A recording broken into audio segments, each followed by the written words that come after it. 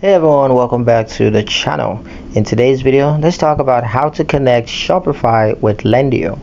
Connecting Shopify to Lendio is going to allow you to automatically synchronize the orders, payments, and fees, which of course is going to provide a clear overview of your store's revenue and expenses.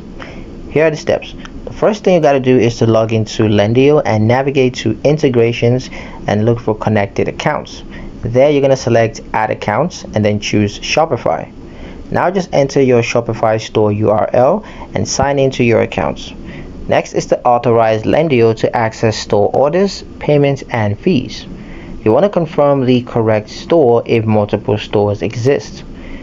Allow historical transactions to synchronize, and you can go ahead and categorize incomes, refunds, and fees just to enable. You can also enable auto categorization rules. And lastly, verify that new Shopify sales continue to synchronize automatically. Once connected, Shopify transactions flow seamlessly into Lendio, simplifying revenue tracking and financial reporting for your store.